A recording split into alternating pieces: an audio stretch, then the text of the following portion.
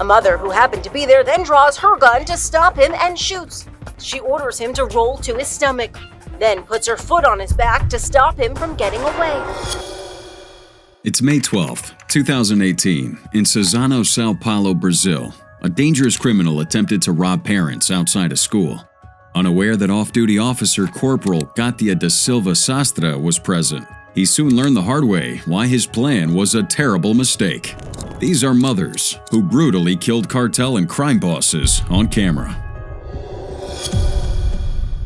Es war am 3. Verhandlungstag, dass ich auf dem Flur hörte, er wollte eine Aussage machen. Ich habe gedacht, so, jetzt hat er sich die neue Konstruktion gemacht, wieder eine Lüge, was das Kind gemacht hat, was nicht gemacht hat. Und da ging es bei mir irgendwie nur noch, dieser Mund ist, also über meine Tochter wird nicht noch einmal öffentlich hergezogen. March 6, 1981, Marianne Bachmeier entered the Lübeck District Court in West Germany, hiding a loaded pistol in her coat. In a moment that would captivate the nation, she took justice into her own hands by fatally shooting the murderer on trial in one of the coldest executions ever caught on camera. Now, the story of Marianne Bachmeier is one of pain, loss, anger, and ultimately an act of vengeance that shocked the world. It is the tale of a mother pushed to the edge, consumed by grief, and compelled to take justice into her own hands. To truly understand her actions, we must walk through her journey step by step as each event unfolded. In the late 1970s, Marianne's life was not unlike that of many other women living in Lübeck, West Germany. As a single mother, she worked hard to provide for her daughter, Anna. But despite the challenges of raising a child on her own, Marianne was determined to give Anna a happy and safe childhood. May 5, 1980, tragedy strikes when Anna and Marianne have this argument, a small, inconsequential disagreement, the sort every parent has with their child. Upset, Anna would decide to skip school that day without Marianne's knowledge. It was a decision that would forever change their lives. As Anna wandered the streets of Lübeck, she was approached by a man named Klaus Grabowski. Grabowski was a pedophile, 35 years old, with a dark and horrifying history. He'd previously served time in prison for sexually abusing girls, but despite that, he'd been released and was living in society under probation. Grabowski lures Anna into his home with the promise of gifts and attention.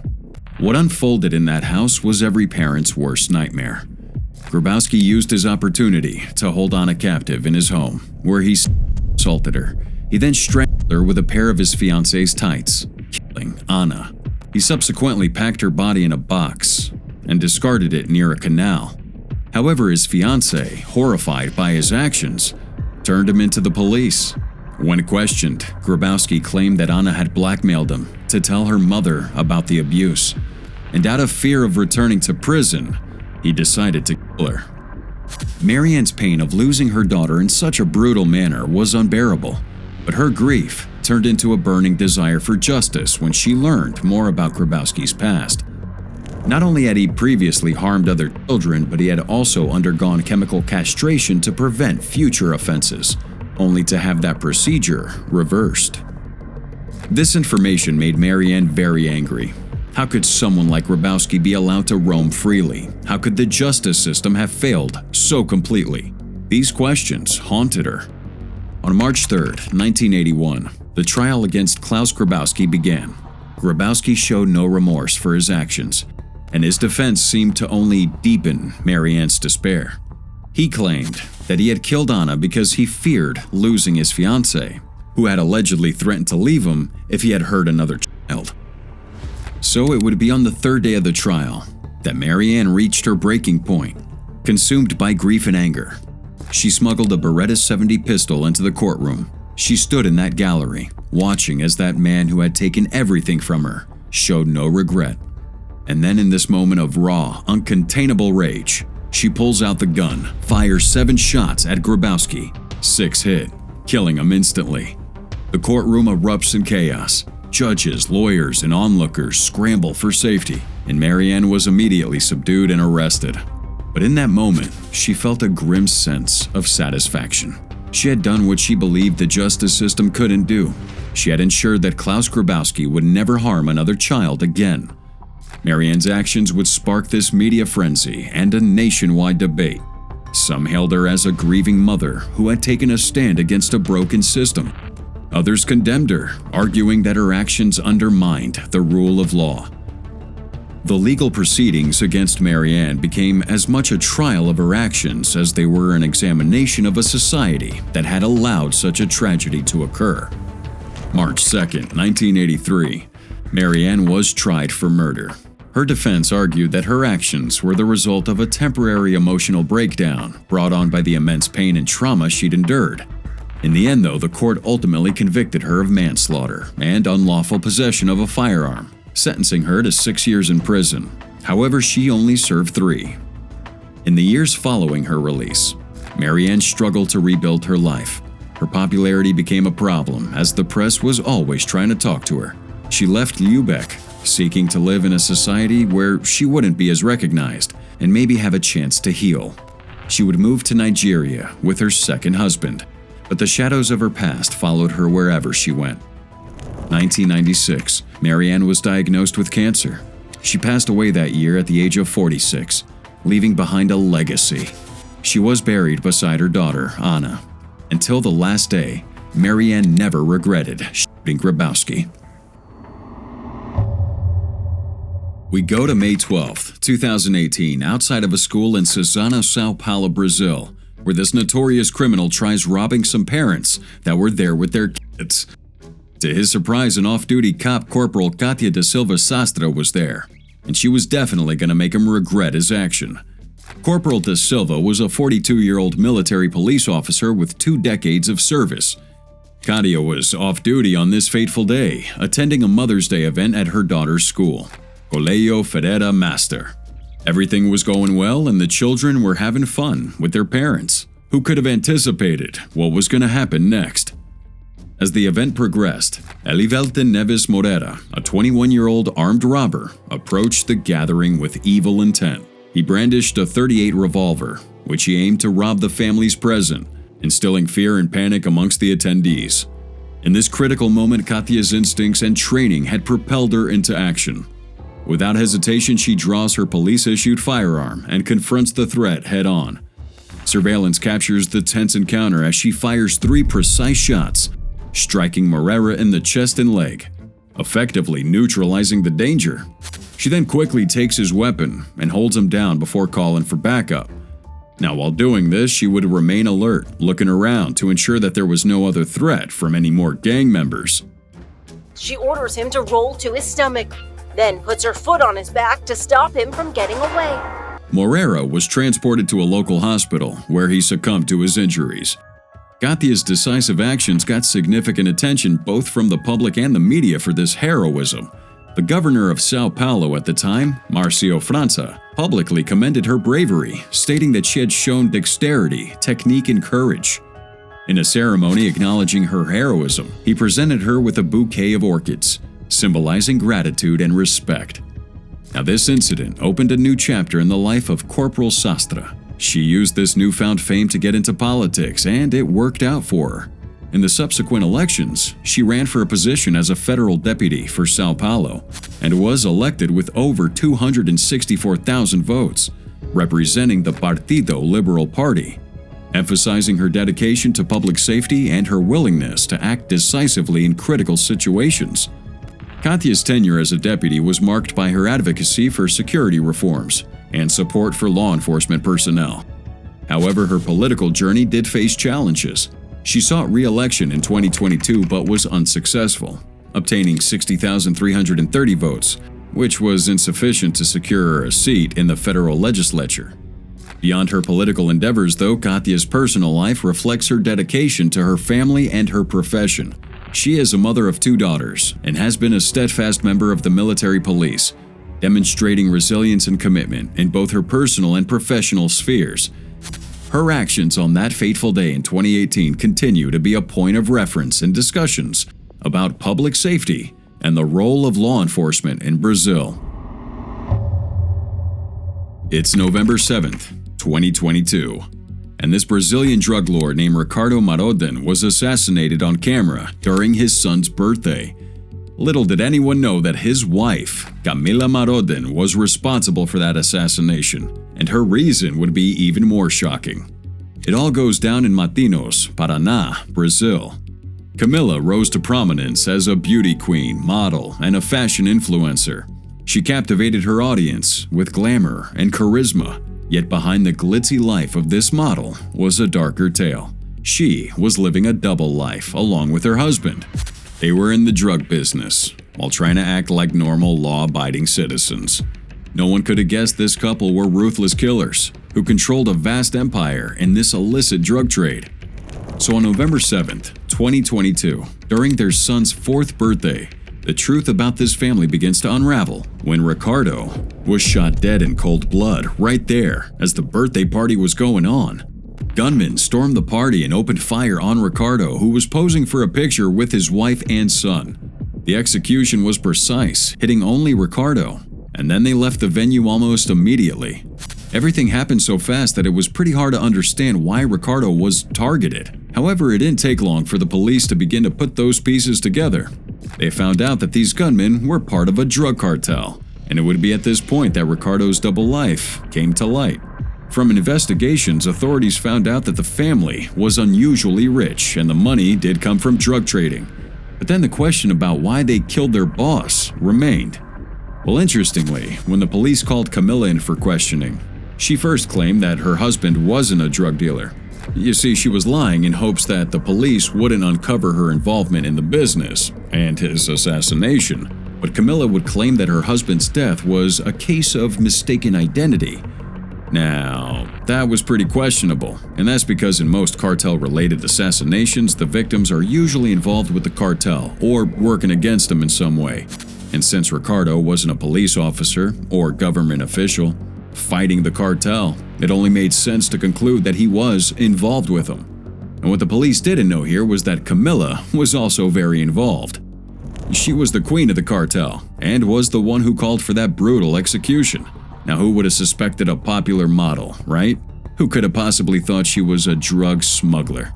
But as investigations dug deeper, they discovered a story far more sinister than they could have imagined. For a year before Ricardo's murder, Paraná's military police had been investigating a criminal organization suspected of running drug operations in the region.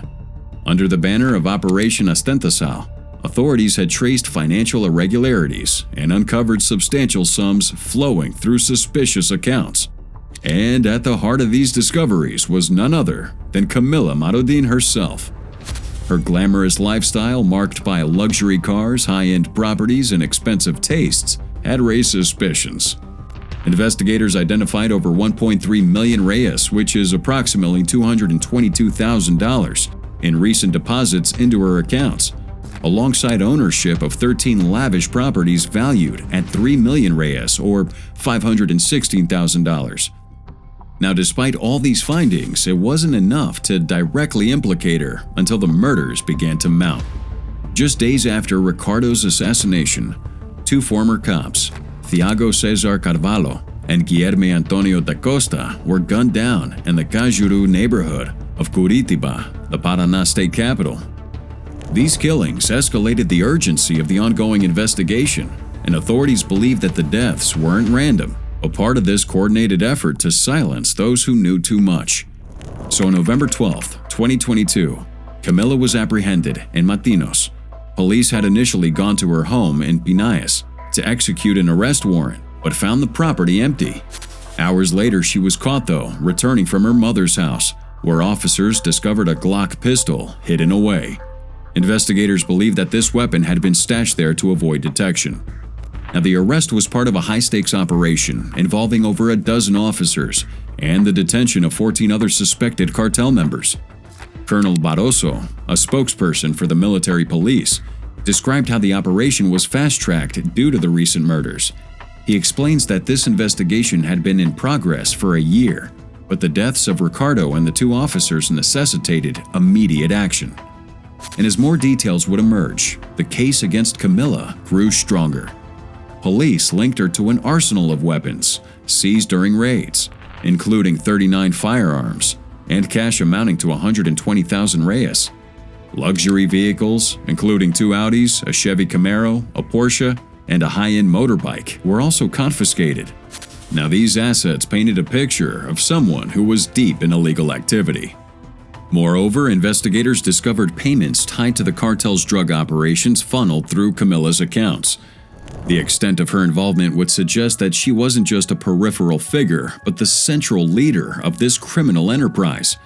She would use that personality and fame as a beauty queen and model to hide the true source of her wealth.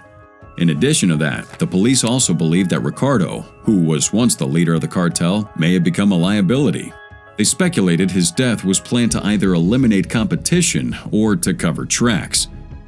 Camila's connections to the two dead officers further supported the theory that she was systematically silencing threats to her operation. However, for her young son, the tragedy was double. The boy not only lost his father on his birthday, but now got to witness his mother being taken into custody. January 23, 2012.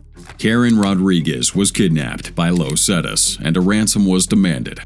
Although the cartel's demands were met, Karen was never released, prompting her mother, Miriam Rodriguez, to go all out to bring the cartel boss to justice. Born February 5, 1960, Miriam Elizabeth Rodriguez Martinez tried to live an ordinary life in San Fernando, Tamaulipas, Mexico. But this was an area that was notorious for cartel activities. More specifically, the Los Zetas cartel.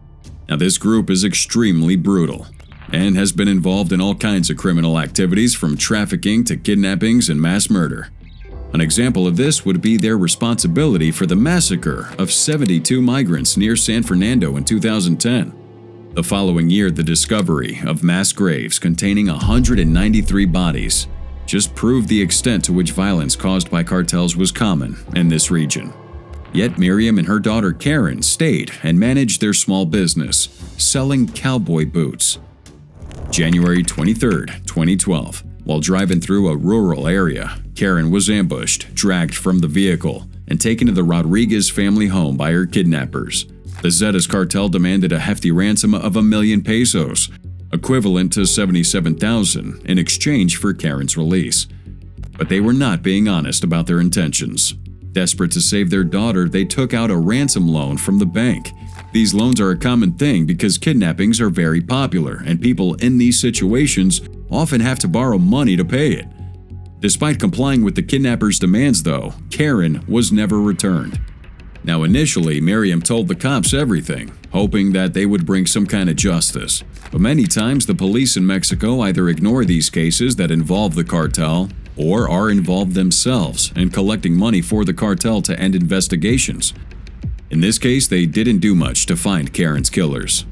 That pissed off Miriam, and she became determined to bring the cartel members to justice herself.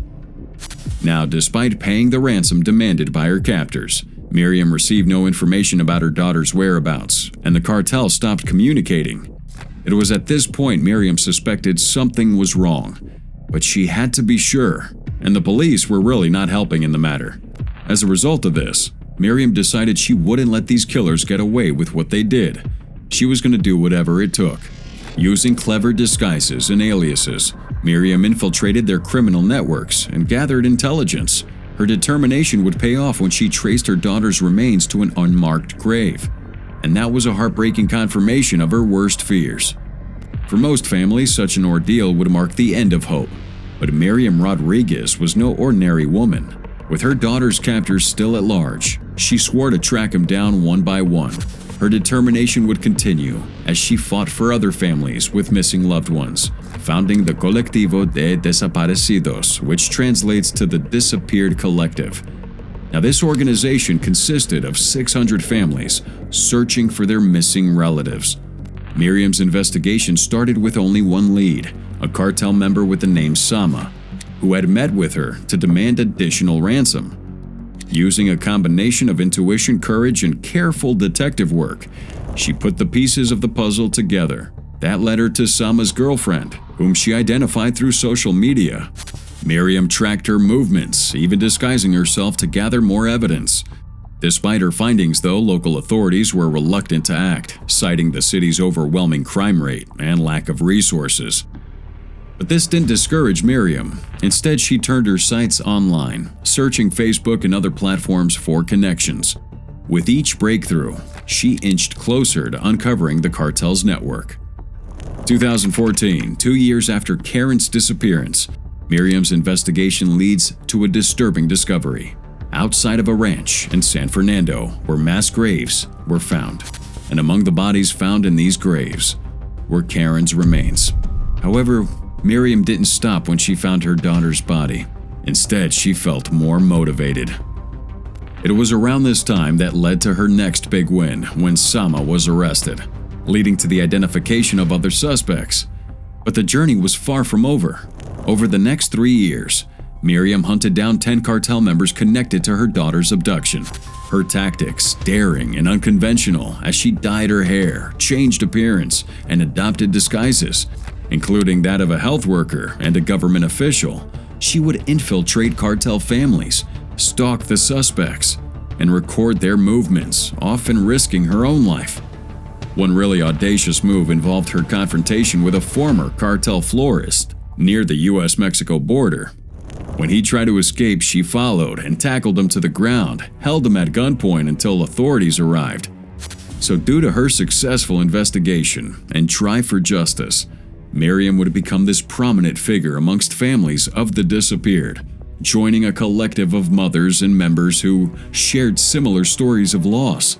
She was a leading voice in the fight for justice in Mexico, where tens of thousands of people had disappeared, many by organized crime. While her activism was for a good cause, it also made her an even bigger target for the cartel. In fact, when some of the cartel members who were jailed due to her investigations escaped from prison in 2016, it only sealed her fate. And although she asked for armed police protection in fear for her life, as soon as she learned about that, her request was ignored. May 10th, 2017, Miriam was ambushed and shot 13 times outside her home.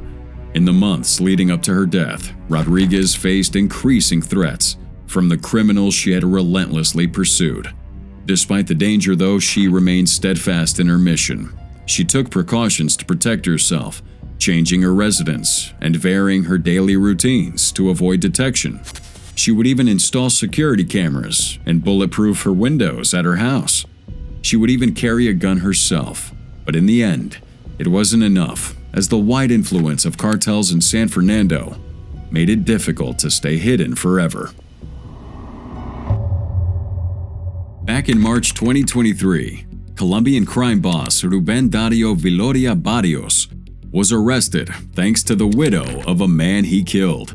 Now, although Barrios and this unnamed woman were lovers, what he didn't know was that she was only setting up a trap for him.